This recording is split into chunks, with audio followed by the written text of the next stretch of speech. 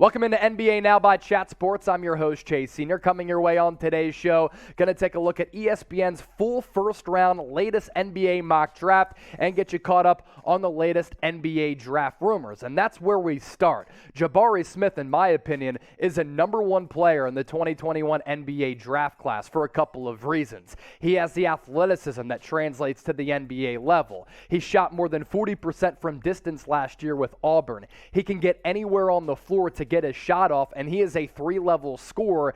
And everything that I'm hearing about Jabari Smith is that he loves getting in the lab, he loves working on his game, and when I watch him, when I listen to him, he has all of the necessary attributes where I think year in, year out, whatever his weaknesses going into that respective offseason, he's going to exhaust everything that he needs to exhaust in order to become a better player. And that's what you need to do to become a great player in the NBA. And the Orlando Magic might be on that similar wavelength as me, because according to Jonathan Givony of ESPN, it looks as though Orlando going to take Jabari Smith atop the NBA draft when that comes around in June. Givony with this report: while Magic executives have made it clear they will conduct a thorough process, even extending beyond the widely believed top three prospects in Jabari Smith, Chet Holmgren, and Paolo Banchero, most NBA teams firmly believe that's a formality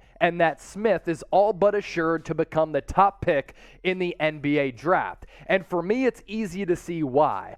I don't want to bet on Chet Holmgren because I have serious concerns about his body. I like Paolo Banchero. I think he has the future of being a Chris Webber type of player with a better three-point shot, but defensively, he scares me a little bit. Jabari Smith is an all-around dude who can do everything on the floor. I'd like to see his handle become a little bit tighter, but again, that's something that he can develop over time. 2021-2022 with Auburn, he was sensational. 17 points per game, 7.5 boards, so he has a knack for rebounding the basketball and crashing the glass. He connected on nearly 43% of his field goals, but the big figure here, 42%. And when I draft a player number one overall, I need to know that they can be a consistent knockdown three-point shooter, because wings, three-pointers, athleticism, that wins deep in the NBA playoffs. Before we take a look at ESPN's latest full first-round mock draft, and I offer some of my takeaways from all of those selections, I want to hear from everybody watching right now in the comment section. Is Jabari Smith the best player in the draft? Type 1 for he's the number one player, O for other, and if you think it's a different player, let me know who it is down in the comment section. ESPN's latest mock draft, they have Jabari Smith out of Auburn going 1 to the Orlando Magic. Chet Holmgren going number 2 to the Oklahoma City Thunder. Paolo Banchero out of Duke to what is an upstart and loaded and young Houston Rockets team. I happen to really like the fit there. Keegan Murray out of Iowa, a stretch 4 who can play a little bit of small ball 5, going number 4 to the Sacramento Kings, and then Jaden Ivey to the Detroit Pistons, as they kind of got shafted in the NBA draft lottery. But if they end up with Ivey and Cade Cunningham as their backup over the next 5 to 10 years, they're in a position to succeed and become a dangerous team down the road. Now, my takeaways from these top couple of selections here: the Magic could really become a super fun team if they take Jabari Smith, and I think that's the smartest selection for the Orlando Magic to go with Smith. You look at the young pieces on that roster, there are so many really good players, and you're looking at a future with Jalen Suggs and Cole Anthony and Franz Wagner. And how about what Wendell Carter Jr. was able to do following the trade? He's really developed into a really good big man. What happens with Mo Bamba? Can Jonathan Isaac come off of the injury? Orlando Magic could be very, very good. Chet Holmgren, nice fit on the Oklahoma City Thunder because they do such a good job of developing talent. The Rockets are building something special because Jalen Green last couple of months last year was sensational. You add Paolo Banchero to the mix, my goodness. Will the board fall the Kings' way? I don't love Keegan Murray going to Sacramento because I think he has a ceiling to his game, but if the board falls their way, maybe they luck into a really good player. And as I said, Ivey and Cunningham would be electric, especially in transition. Those guys can certainly do it all. Now, who is the best young team in the NBA? We just talked about a couple who were young upstart teams in the association, but the best young NBA team is who? You let me know. I might go with the Memphis Grizzlies. Pick 6 through 10. Shaedon Sharpe out of Kentucky going to the Indiana Pacers. Jalen Duren out of Memphis going to the Portland Trail Blazers. They certainly needed an upgrade and a younger player at center. AJ Griffin reminds me a little bit of Jimmy Butler. If he goes to the New Orleans Pelicans, he can be a nice little scorer off the bench in year one for a Pelicans team that I think could cause a lot of noise this upcoming year, especially if Zion comes back. Dyson Daniels out of the G League Ignite. A lot of questions about him and his shooting stroke. Not efficient at all with the G League this past year, but the potential is certainly tantalizing. And then Johnny Davis, arguably the best scoring guard in the country last year, going to the Wizards at 10 out of Wisconsin. I want to focus here on Shaedon Sharpe and just spend a couple of moments on him.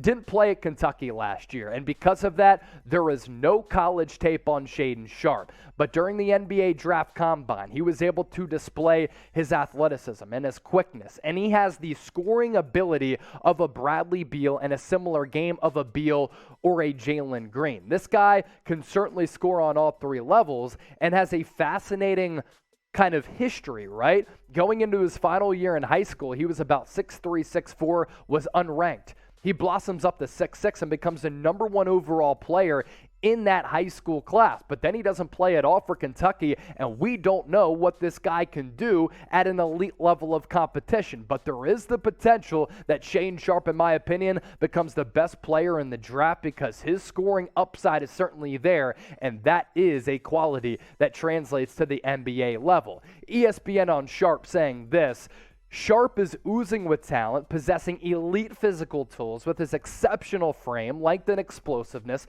to go along with dynamic perimeter shooting ability. There was a reason he was the number one ranked player in his high school class, but his lack of experience and how little he has been evaluated might make it difficult for a team picking higher than this to roll the dice on him. He has the potential to be the number one overall player.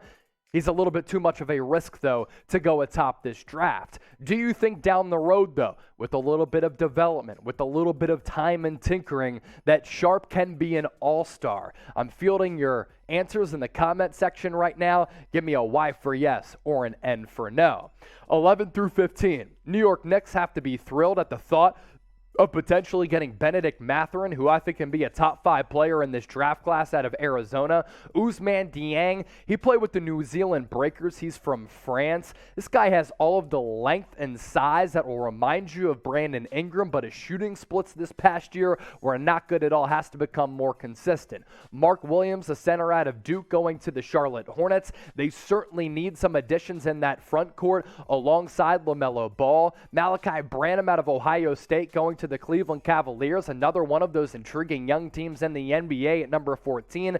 Then Ochai Agbaji, who played awesome throughout the NCAA tournament. A lot of people are concerned about him as a guy who's a little bit older, but I'll tell you this, man, he can be a very, very good player, and I'm not worried about his age at all. In fact, I think his experience actually bodes pretty well.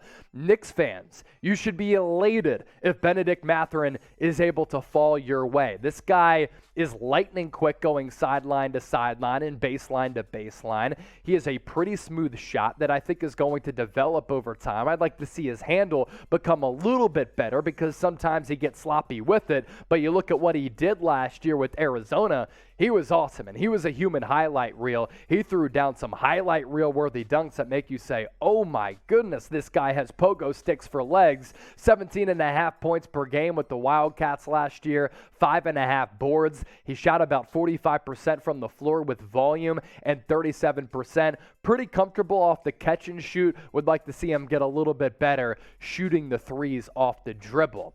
There are a couple of sleepers in this year's NBA draft. One of them that comes to mind for me, E.J. Liddell out of Ohio State. But in your estimation, who is the biggest NBA draft sleeper? Let me know. I also want all of you watching right now to share this video to let your homies know that Chat Sports and NBA Now is where it's at for the best NBA content, especially covering the NBA draft. So you see that arrow icon that's coming out of the box right on your screen right here?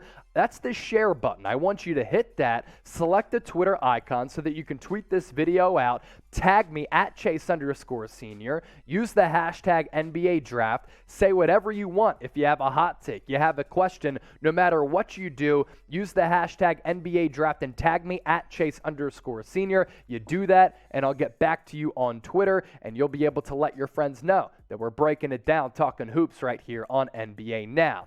We're halfway through this ESPN latest mock draft, so we're going to run through all of these remaining selections somewhat quickly. Ty Washington has a basketball IQ that will remind a lot of people of Chris Paul.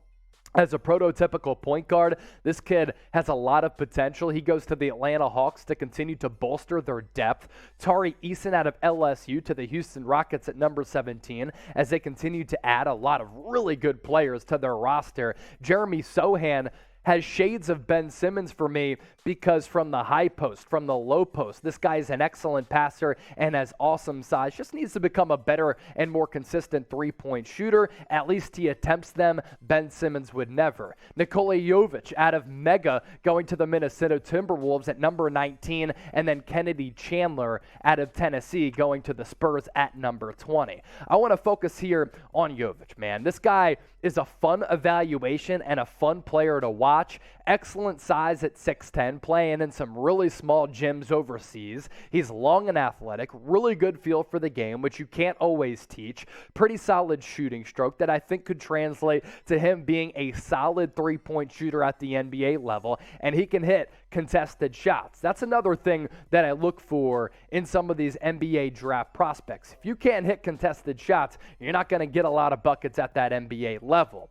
Now, because we're talking about him, and we've talked about some international prospects in the past and on this NBA mock draft, where are you watching from in terms of the country that you're watching from? We take a look at the YouTube analytics. We see that people are tuned in from all across America, but all across the globe as well, so shout out your country down below.